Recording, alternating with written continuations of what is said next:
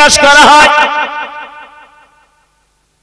ওগো কোরআন, তোমার উপর ঈমান আনতে চাই, তোমাকে বিশ্বাস করিতে চাই, তোমার উপরে তেলাওয়াতের বিনিময়ে আমল করিতে চাই, তবে কোরআন তোমাকে ব্যবহার করা, তোমাকে তেলাওয়াত করার পূর্বে তোমার পরিচয় জানতে চাই। কোরআন তোমার পরিচয় জানতে চাই। ১,৫০০ বছর আগে পূর্বে তুমি পৃথিবীতে এসেছো, ১,৫০০ বছর আগে প্রিয় নবীর দরবারে তুমি এসেছো। ওগো কোরআন বলো না, এক নম্বরে তোমার পরিচয় শুনতে চাই। এই পৃথিবীতে আল্লাহর জমিনে আসার আগে ও কোরআন পূর্বে তুমি ছিলে কোথায়? মাত্র ১,৫০০ বছর আগে এসেছো দুনিয়াতে। দুনিয়ার বয়স তো লক্ষ লক্ষ বছর হয়ে গেল, কিন্তু পৃথিবীতে আসার আগে ছিলে কোথায়? কোরআন কি জবাব দিতে পারবে না? কথা বলে, এটা আমরা মানুষের প্রশ্ন করলাম কোরআনকে, কোরআনের ভিতরে কে জবাব দেয়? আল্লাহর কোরআন বললেন ১,৫০০ বছর আগে মহান আল্লাহ আমাকে পৃথিবীতে পাঠিয়েছে। হে মনুষ্য জাতি, আল্লাহর জমিন আসার আগে আমি কোরআন ছিলাম কোথায়? আমাকে জানতে চাও, আমার কাছে প্রশ্ন করিতে চাও। আমি কোরআন তোমাদের প্রশ্নের জবাবে বলে দিলাম, বাল হুয়া কুরআনুম মাজিদুন ফি লাওহিম মাহফুজ। দুনিয়ার মানুষ মনে রাখো, এই পৃথিবীতে ধরা দামে বিশ্ব নবীর দরবারে আসার আগে মহান আল্লাহ আমি কোরআন ফি লাওহিম মাহফুজ, আল্লাহ রাব্বুল আলামিন আমাকে সংরক্ষণ করে রেখেছিল লাওহে মাহফুজে। মহব্বত করে জোরে বলো, আর একটু মহব্বত করে জোরে আওয়াজ বলো। আমি কোরআন যখন পৃথিবীতে ছিলাম না, আমার ঘর, আমার ঠিকানা, আমার বাসস্থান হলো আল্লাহ পাকের লাওহে মাহফুজে। আমি সেই লাওহে মাহফুজ থেকে কালের করাল গতিতে পরিস্থিতির পরিবেশের পরিপ্রেক্ষিতে মহান আল্লাহ জিব্রাইল মারফাত প্রিয় নবীর দরবারে আমাকে পাঠিয়েছে। সুবহানাল্লাহ। কোরআন কি লাওহে মাহফুজে ছিল না? আমি ছিলাম লাওহে মাহফুজে। কোরআন ছিলে তুমি পূর্বে লাওহে মাহফুজে, পরিস্থিতির পরিপ্রেক্ষিতে লাওহে মাহফুজ থেকে দুনিয়ার জমিন আল্লাহ তোমাকে পাঠিয়েছে। ২ নম্বরে তোমাকে জানতে চাই, সেই লাওহে মাহফুজ থেকে আমার আল্লাহ বছরের ১২টি মাসের ভিতর থেকে আল্লাহ তোমাকে কোন মাসে পৃথিবীতে পাঠিয়েছে, কোন মাসে তুমি নবীর দরবারে এসেছো? আল্লাহর কোরআনকে যখন প্রশ্ন করা হয়, কোরআন জবাবে বলে দিলেন, শাহরু রমাদানাল্লাযী উনজিলা ফীহিল কুরআনু হুদাল লিন-নাসি ওয়া বায়িনাতিম মিনাল হুদা ওয়াল ফুরকান। হে মানুষ, আমি কোরআন সেই লাওহে মাহফুজ থেকে মহান আল্লাহ বিশ্ব নবীর দরবারে আমাকে পাঠিয়েছে পবিত্র মাহে রমজান শরীফের মাসে। সুবহানাল্লাহ বললেন না? আরেকটু মহব্বত করে হয় না? রমজান মাস হলো আল্লাহর কোরআন নাজিলের মাস, তাই না? কোরআন লাওহে মাহফুজ থেকে তুমি বিশ্ব নবীর দরবারে এসেছো রমজান শরীফের মাসে। আল্লাহ তোমাকে রমজানে দুনিয়াতে পাঠিয়েছে, নবীর দরবারে তোমাকে পাঠিয়েছে।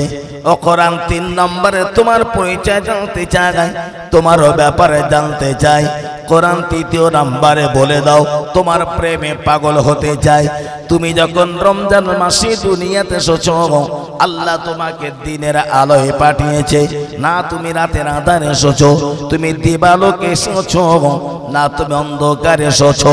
আল্লাহর কোরআনকে যখন জিজ্ঞাসা করা হলো, আল্লাহর কোরআন জবাবে বলে দিলেন ইন্না আনজালনাহু ফি লাইলাতিল কদর ওয়া মা আদরাকা মা লাইলাতুল কদর লাইলাতুল কদরি খায়রুম মিন আলফি শাহর تنزل الملائكة والروح فيها بإذن ربهم من كل يوم سلام هي حتى مطلع الفجر দুনিয়ার মানুষ মনে রাখো আল্লাহ রাব্বুল আলামিন আমাকে পবিত্র মাঘে রমজান শরীফের মাসে তার লৌহে মাহফুজ থেকে প্রিয় নবী দরবারে ইন্না আনজালনাহু ফি লাইলাতিল কদর আল্লাহ রাব্বুল আলামিন আমাকে পবিত্র লাইলাতুল কদরে রাতের আধারে পাঠিয়েছে। দিনে নয়, আমি কোরআন এসেছি মানব জাতির কল্যাণের জন্য, উপকারের জন্য। আমি এসেছি রাতের আধারে। কোরআন রাতের আধারে এসেছো, লাউহে মাহফুজ থেকে এসেছো, জিব্রাইল মারফত তুমি তো এসেছো।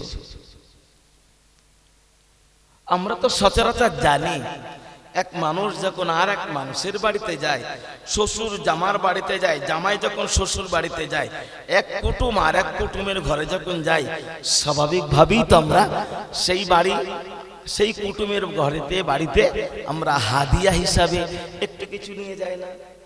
একটু খাবার হোক, বাচ্চাটার জন্য দুটো জেলি হোক, লজেন্স হোক বা ক্যাডবেরি হোক, অন্য কিছু হোক, উপহার স্বরূপ নিয়ে যাওয়া হয় না? হয় না? কিছু তো নিয়ে যায় মানুষ। মানুষের দুয়ারে গেলে কিছু না কিছু উপহার হিসেবে নিয়ে যায়। কোরআন তুমি যখন পৃথিবীতে এসেছো রাতের অন্ধকারে লাইলাতুল কদরে রমজান শরীফের মাসে লাউহে মাহফুজ থেকে মানব জাতির কল্যাণের জন্যই যখন এসেছো, মানুষের উপহার স্বরূপ কি নিয়ে এসেছো? আমি যে তোমার প্রেমে পাগল হব, একটু পরিচয় দাও, কি পেতে পারি? কোরআন বললেন মানুষের দরবারে, মানুষের দুয়ারে মানুষের খাবার নিয়ে যাওয়া হয়, গায়ের পোশাক পরিচ্ছদ নিয়ে যাওয়া হয়, ছোট ছোট বাচ্চাদের বিভিন্ন খাবার নিয়ে যাওয়া হয়। তোমাদের খামাত আসি নাই আমি কোরআন, পোশাক পরাত আসি না গায় আমি কোরআন, অন্য কিছু দিতে আসি না গায়।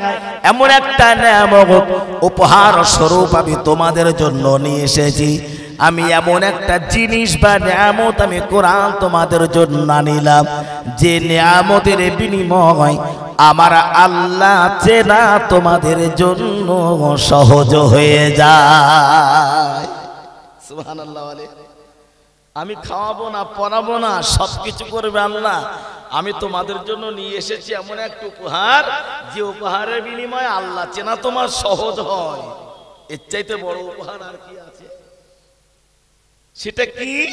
কোরআন বললেন সেটা হলো উত্তম জ্ঞান।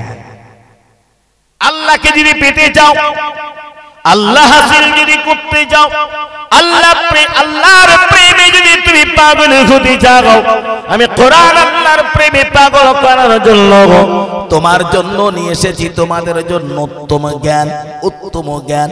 জ্ঞান ছাড়া আল্লাহ পাওয়া অসম্ভব, জ্ঞান ছাড়া আল্লাহ চেনা অসম্ভব, আল্লাহর প্রেমে পাগল হওয়া সম্ভব। ওগো কোরআন কিছু আনলে না গাম, গোটা মানব জাতির জন্য তুমি নচো জ্ঞান জ্ঞান জ্ঞান জ্ঞান। কোরআন বলো না গাম, আল্লাহ তোমাকে 30 পারার ভিতরে সীমাবদ্ধ করেছে। 6666 বা 636 আয়াতের ভিতরে আল্লাহ তোমাকে সীমাবদ্ধ করেছে।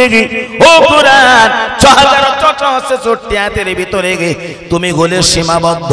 আর তামাম পৃথিবীতে প্রায় 800 কোটির মতো মানুষ বসবাস করে। এই শত শত কোটি কোটি কোটি কোটি মানুষের ভিতরে এই সীমিত 30 পারা কোরআন কতটা জ্ঞান তুমি নিয়ে এসেছো।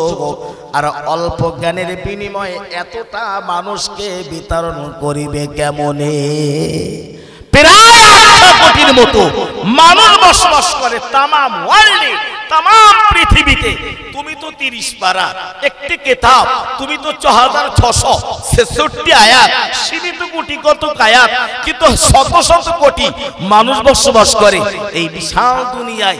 এত মানুষের কাছে কতটাই বা জ্ঞান বিতরণ করবে, কতটা জ্ঞান আছে, কতটা জ্ঞান আল্লাহর তরফ থেকে নজর। আল্লাহর কোরআন বললেন, জানো না মানুষ, তুমি জানো না কতটা জ্ঞান মানব জাতির কল্যাণের জন্য, মানুষের উপকারের জন্য আল্লাহ আমাকে দিয়ে তোমাদের জন্য পাঠিয়েছে। এ মানুষ তুমি জানো না, জানো না, আমার সম্পর্কে বোঝার চেষ্টা করলে না। আমি কোরআন আমাকে দিয়ে তোমাদের কতটা জ্ঞান উপহার আল্লাহ দিতে চেয়েছে, এটাও তুমি বুঝলে না। ওগো কোরআন জানতে চাই, 800 কোটির মতো মানুষ তাম পৃথিবীতে বসবাস করে, এত মানুষের ভিতরে জ্ঞান বিতরণ করবে, তোমার ভিতরে কত জ্ঞান আছে? আল্লাহর কোরআন বললেন, এতটাই জ্ঞান আল্লাহ মানব জাতির জন্য দিয়ে আমার ভিতরে পাঠিয়েছে।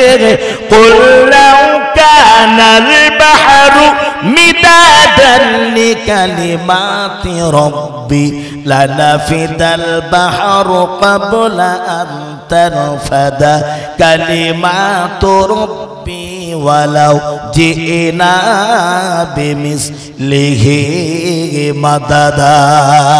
জোরে বলুন সুবহানাল্লাহ। আল্লাহর কোরআন বললেন, কুল্লাউ কানাল বাহরু মিদাদান লিকালিমাতি রাব্বি লানাফিদাল বাহরু ক্বাবলা আন তানফাদা কালিমাতু রাব্বি ওয়ালাউ জিনা বিমিসলিহি মাদাদা। দুনিয়ার মানুষ মনে রাখো, আমি আল্লাহ আমার কালিমা লেখার জন্য, আমার কোরআন লেখার জন্য, কোরআনের ব্যাখ্যা লেখার জন্য তাম পৃথিবীর সমস্ত পানিগুলো যদি তোমরা কালি বানাও, তাম জমিনে যত পানি আমি আল্লাহ রেখেছি, দুনিয়ার সমস্ত পানিগুলি যদি তোমরা কালি বানাও, আর গোটা দুনিয়ার সমস্ত গাছগুলি তোমরা কলম বানাও, গোটা দুনিয়ার গাছগুলিকে কলম বানাবে, আর পানিগুলোকে কালি বানাবে। ওই কলমার কালি দিয়ে তোমার রবের কালিমা লিখতে শুরু করবে, তোমার মালিকের কালিমা লিখতে শুরু করবে। লিখিতে লিখিতে লিখিতে লিখিতে তাম পৃথিবীর পানি নামেও কালিগুলি সব একদিন ফুরিয়ে যাবে। তোমার রবের কালিমা লিখতে লিখতে গোটা দুনিয়ার পানি নামেও কালিগুলি সব একদিন ফুরিয়ে যাবে, শেষ হয়ে যাবে। গাছ নামেও কলম, কলমগুলো লিখতে লিখতে ক্ষয়ে ক্ষয়ে ক্ষয়ে ক্ষয়ে কলমগুলো ফুরিয়ে যাবে, হাতে ধরার অনুপযুক্ত হয়ে যাবে। তোমার রবের কালিমা লেখার জন্য দুনিয়ার পানি ফুরিয়ে যাবে, দুনিয়ার গাছগুলো ফুরিয়ে যাবে, সব ফুরিয়ে যাবে। ওয়ালাউ জিনা বিমিসলিহি মাদাদা, আমি আল্লাহ বলে দিলাম, এরপরও তোমার রবের কালিমা আমার কোরআন লেখা শেষ হবে না। সুবহানাল্লাহ বলুন, একটু মহব্বত করে বলে কোরআনের কথা কি আপনারা শুনবেন? আমি আপনাদেরকে জানতে চাইছি, আমি মোটামুটি টুক টুক টুক টুক করে বেশি চেঁচামেচি ছটফট না করে যা আল্লাহ বলার, আমি যদি কিছু করে একটু কোরআনের কথা এইভাবে একটু বলি, আপনারা কি শুনবেন বলে মনে হয়? হ্যাঁ হ্যাঁ, আলহামদুলিল্লাহ, আল্লাহ কবুল করেন। সবাই মন থেকে বলেন আমিন, আর একটু মহব্বত করে বলেন আমিন। ওয়ালাউ জিনা বিমিসলিহি মাদাদা, সব ফুরিয়ে যাবে। গাছগুলোকে কালি কলম বানাও, পানিগুলোকে কালি বানাও, বানাতে বানিয়ে লেখো। লিখতে লিখতে লিখতে লিখতে গোটা দুনিয়া, নদী নালা খাল বিল সমুদ্র মহাসমুদ্রে, এক কথায় আমার জমিনে যত পানি সব ফুরাবে, গাছগুলো সব ফুরাবে, তোমার রবের কালিমা এরপরও তোমরা লিখে শেষ করতে পারবে না। এতটা জ্ঞান তোমাদের জন্য না হলো, আমরা ভুলে গেছি সেদিনের কথা, আমরা তো ভুলি না, ভুলি নাই। আমেরিকার মাটিতে এক গোটা বিশ্বময় এক সেমিনার হয়, গোটা পৃথিবীর বড় বড় বৈজ্ঞানিকেরা যে সেমিনারে অংশগ্রহণ করেছিল, হাজিরা দিয়েছিল। সেই সেমিনারে বক্তৃতা করতে করতে করতে করতে পৃথিবীর সমস্ত বৈজ্ঞানিকদের মুখের একটি কথা ছিল, পৃথিবীর শ্রেষ্ঠ মানুষ, শ্রেষ্ঠ মহামানব, মহাজ্ঞানী, মহান ব্যক্তি কেউ যদি থাকেন তিনি হলেন স্যার আইজাক নিউটন। আইজাক নিউটনের মতো মহাজ্ঞানী, মহাবিজ্ঞ, মহাপণ্ডিত তাম পৃথিবীতে আর কেহ নাই, কেহ নাই, কেহ নাই। একেবারে স্যার আইজাক নিউটনের মতো মানুষকে সবাই প্রশংসায় পঞ্চমুখ করে দিয়েছেন। স্যার আইজাক নিউটন চুপ করে মাথাটা নিচু করে বসে আছে আর মনে মনে ভাবছেন, হায় রে মানুষ, আমাকে মানুষ এতটা জ্ঞানী আর এতটা বিজ্ঞ, এমন মহান ব্যক্তি হিসাবে এরা ভাবে, এরা প্রকৃত মানুষকে চেনে না। আলোচনা করতে করতে করতে করতে স্যার আইজাক নিউটন উঠে আলোচনা করছেন, বাবারা তোমরা আমাকে প্রশংসা করতে করতে প্রশংসায় পঞ্চমুখ করেছো। আমার মতো মহান জ্ঞানী, মহান বিজ্ঞ, আমার মতো এত জ্ঞানী ব্যক্তি তাম পৃথিবী আর কেউ নাই। কিন্তু তোমরা আমাকে নিয়ে যতটা ভাবো, তোমরা আমাকে নিয়ে যতটা গবেষণা করছো, তোমরা আমাকে যতটা জ্ঞানান্বিত ভাবছো, আসলে আমি ততটা নই। তাম পৃথিবী এমন কথা আপনি কেন বলছেন স্যার? কেন কেন বলছে, আমি জীবনে জ্ঞান অর্জন করার জন্য জ্ঞানের মহাসমুদ্রে গিয়েছিলাম, জ্ঞানের মহাসমুদ্রে গিয়েছিলাম, কিছু জ্ঞান সঞ্চয় করবো তাই। কিন্তু জ্ঞানের দরিয়া, জ্ঞানের সমুদ্রে কিনারায় গিয়েছি, দরিয়ায় গিয়েছি, সমুদ্র ভরা পানি, জ্ঞান ভরা জ্ঞান। সেই মহাসমুদ্র দেখে সাহস আর কোলাইলো না, ত্রাস, মনে ভয় জন্মালো। সেই জ্ঞানের সাগরে আর নামতে পারলাম না। তাই সেই সমুদ্রের ধারে পাড়ে কিনারে আমি টুকটুক করে ঘোরাঘুরি করছিলাম, আর ঘুরতে ঘুরতে দেখেছিলাম সমুদ্রের পাড়ে পড়েছিল ছোট্ট ছোট্ট নুড়ি কাকর, ছোট্ট ছোট্ট নুড়ি পাথর। আমি না একটা একটা করে পাড়ের উপরে পড়ে থাকা নুড়ি কাকর গুলো কুড়িয়ে আর একটা হাতে নিয়েছিলাম। তোমরা আমাকে যত জ্ঞানী মহাজ্ঞানী বলো না কেন, আমার জ্ঞানের পরিধি, আমার জ্ঞানের পরিমাপ, আমার জ্ঞানের পরিমাণ হলো সমুদ্রের কিনারে পড়ে থাকা একটা ছোট্ট নুড়ি পাথরের বা কাকরের সমতুল্য। নিজেকে এতটা ছোট করলেন, এতটা নিজ ভাবলেন, নিজ করলেন, অবাক হয়ে গেল। আপনি নিজেকে এতটা ছোট ভাবছেন, কে আছে এই পৃথিবীতে আপনার চাইতে মহান জ্ঞানী? কে আছে এই পৃথিবীতে আপনার চাইতে মহাবিজ্ঞ ব্যক্তি? আইজাক নিউটন বলছেন আছে। মানুষকে, প্রকৃত মানুষকে চিনতে গেলে ও সব চোখে সে মানুষ চেনা যায় না। ওই প্রকৃত মানুষকে চিনতে গেলে না আলাদা চোখের প্রয়োজন হয়। কে তিনি? কে তিনি? বলছে, জানো না তোমরা? এমন একজন ব্যক্তির নাম তোমাদের কাছে বলতে চাই, উপস্থাপন করতে চলেছি, চেনার চেষ্টা করনি। তিনি তো ডাক্তার শুধু নয়, ডাক্তারের ডাক্তার, উকিলের উকিল, ব্যারিস্টারের ব্যারিস্টার, প্রফেসরের প্রফেসর। তিনি হলেন প্রিন্সিপালের প্রিন্সিপাল। কে তিনি? তিনি হলেন অন্য কেহ নয়, তিনি হলেন পৃথিবীর মহান শ্রেষ্ঠ মহান মানব, মক্কার বাতি, মদিনার জ্যোতি, আব্দুল্লাহর বেটা, মা আমেনার নয়নের মণি, জগৎগুরু, বিশ্ব নবী, বিশ্বকবি মুহাম্মদুর রাসূলুল্লাহ সাল্লাল্লাহু আলাইহি ওয়াসাল্লাম। হযরত মুহাম্মদের মতো আদর্শবান, চরিত্রবান, উত্তম মহান ব্যক্তি তাম পৃথিবীতে দ্বিতীয় আর কেহ নাই, ইতিপূর্বে ছিল না, আজও নাই। তাম পৃথিবী যতদিন থাকবে মুহাম্মদের সমকক্ষ সমতুল্য দুনিয়াতে আর কেহই হবে না। আরেকটু মহব্বত করে বলুন, জ্ঞানী ব্যক্তি তোমরা খুঁজতে চাও, জ্ঞান অন্বেষণ করতে চাও, জীবনটা চরিত্রবান বানাতে চাও, তোমার জীবনকে আদর্শবান বানাতে চাও, হযরত মুহাম্মদকে তুমি তোমার জীবনের মডেল বানিয়ে নাও। মুহাম্মদের 63 বছরের জীবনটাকে যদি তুমি তোমার জীবনের মডেল বানাতে পারো, তুমি তৈরি হতে পারো একটা আদর্শমণ্ডিত মানুষ। সুবহানাল্লাহ বলবেন না? আমার নবীর ওঠা বসা, চলা ফেরা, খাওয়া পেওয়া, কিভাবে নবী মানুষের সাথে ব্যবহার করতেন, ওটাকে তুমি ফলো করো। আমার নবী কিভাবে মানুষের সাথে কথা বলতেন, ওটা তুমি ফলো করো। আমার নবী কেমন ভাবে খেতে বসতেন, ওটা তুমি ফলো করো। আমার নবী শত্রুদের সাথে কেমন ব্যবহার করতেন, ওটা তুমি ফলো করো। একটা করে ফলো করো, আর তুমি তোমার জীবনে ওটাকে বাস্তবায়িত করো। তুমি হবে পৃথিবীর আর একটা উত্তম চরিত্রের ভালো মানুষ। মুহাম্মদ হলো গোটা মানব জীবনের একটা মডেল। আমরা ভাবলাম না, কোনদিন ভাবতে পারলাম না কেন? মুসলমান ভাই আমার, কোরআন এসেছে আমাদের কাছে আল্লাহকে চেনা সহজ করার জন্য, প্রিয় নবীকে চেনার জন্য। আমরা তো ঈমান এনেছি সবাই, সব মুসলমান ঈমান এনেছে আল্লাহর উপরে বিশ্বাস করে। আর ঈমান আনতে যে আমরা যেমন বললাম আমানতু বিল্লাহি ওয়া মালাইকাতিহি ওয়া কুতুবিহি ওয়া রাসূলিহি ওয়াল ইয়াউমিল আখির। আমানতু বিল্লাহ, আল্লাহর উপরে বিশ্বাস, ওয়া মালাইকাতিহি, ফেরেশতার উপরে বিশ্বাস, ওয়া কুতুবিহি, আল্লাহর কিতাবের উপরে বিশ্বাস, ওয়া রাসূলিহি, নবী রাসূলদের উপরে বিশ্বাস, ওয়াল ইয়াউমিল আখির, আখিরাত বা পরকালের উপরে বিশ্বাস। আমি যে কটা কথা বললাম আল্লাহর উপরে, ফেরেশতার উপরে, কিতাবের উপরে, নবী রাসূলের উপরে, পরকাল আখিরাত কিয়ামতের উপরে আমরা বিশ্বাস স্থাপন করেছি না করিনি? কথা বলে আল্লাহকে মানি, নবীকে মানি, কোরআন মানি, ফেরেশতা মানি, পরকাল মানি না? মানি না?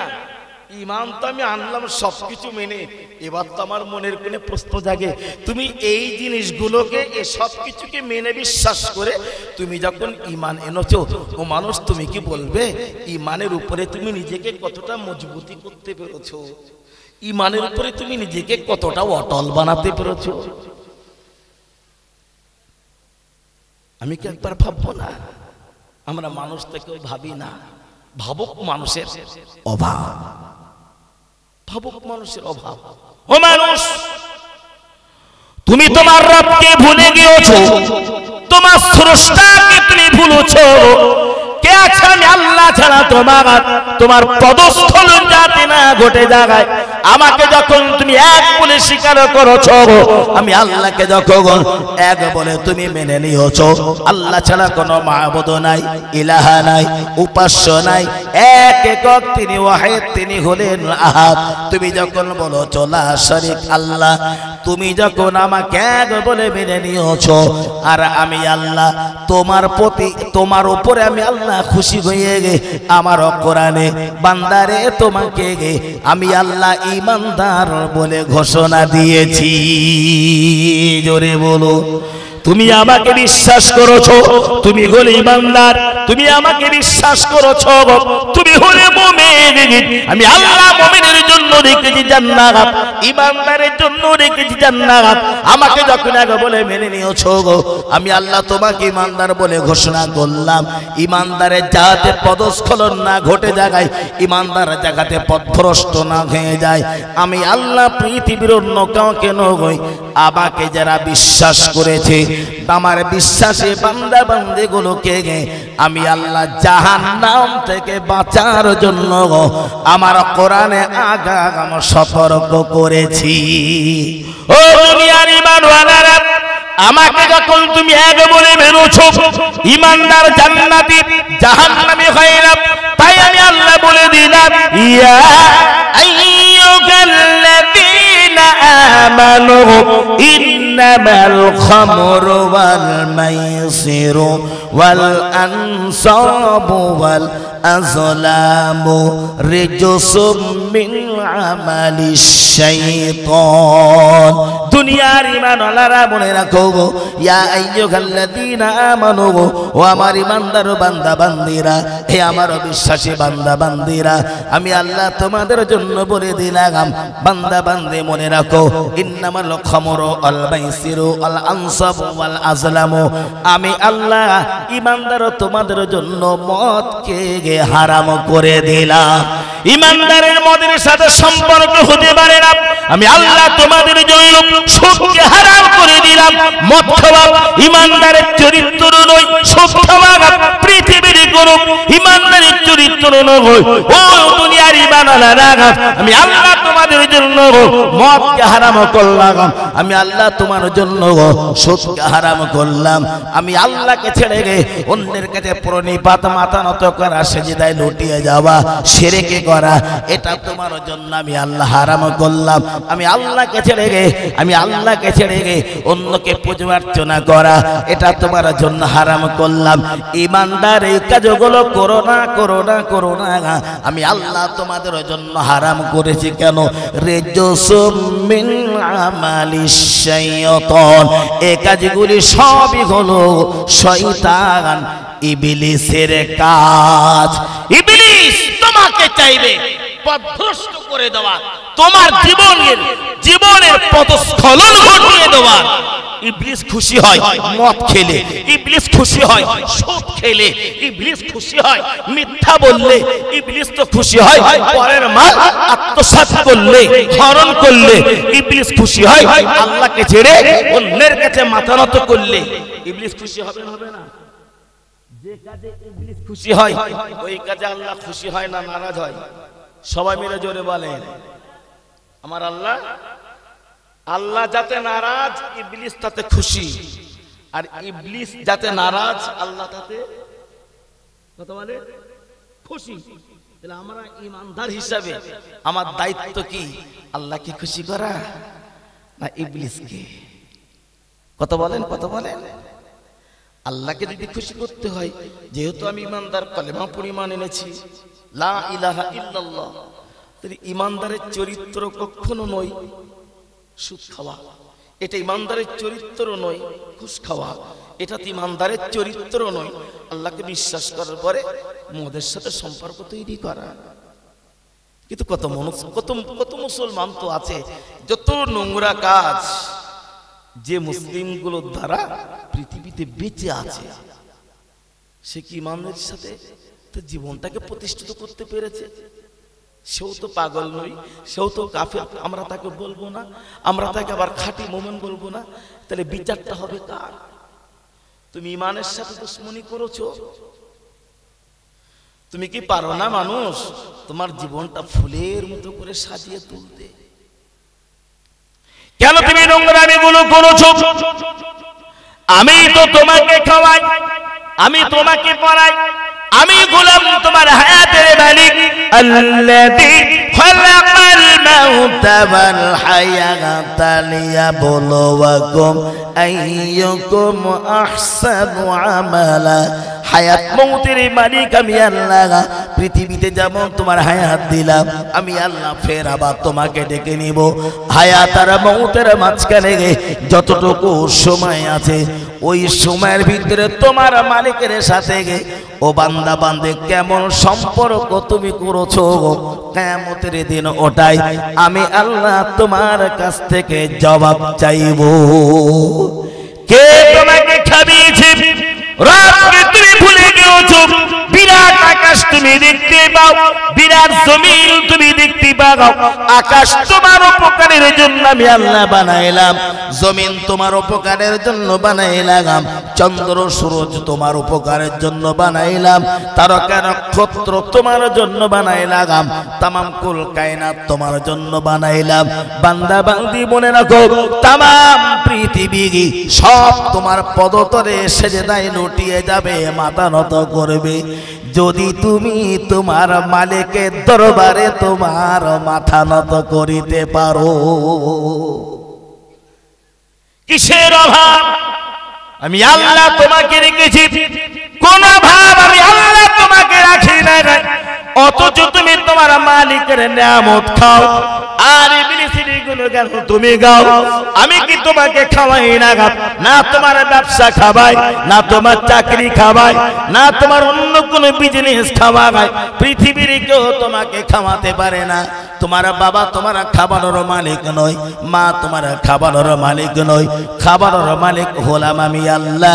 ওয়া মা মিন দাব্বাতিন ফিল আরদি ইল্লা আলাল্লাহি রিজকুহা। তামাম পৃথিবীতে যত মখলুকাত, যত প্রাণী আছে, সমস্ত প্রাণী তথা মখলুকাতের রিজকের মালিক আমি আল্লাহ। সুবহানাল্লাহ বলুন। আমার আল্লাহ খাওয়ায় আমাদেরকে, বিশ্বাস আমাদের আছে তো না? আছে না নাই? না চাকরি ছিল বলে খাওয়ায়? যদি চাকরি আমাকে খাওয়ায় তাহলে তো ঘুরিয়ে বলতে হয় কুকুর কিসের চাকরি করে। ব্যবসা ছিল বলে খাওয়া হয়, তাহলে বকগুলো কিসের ব্যবসা করে? পিপিলিকাগুলো কিসের ব্যবসা করে? জমিনে মাটি খুঁড়তে খুঁড়তে বেশ 4 ফুট 5 ফুট তলায় যেয়ে এরকম বড় বড় গর্ত পাওয়া যায়।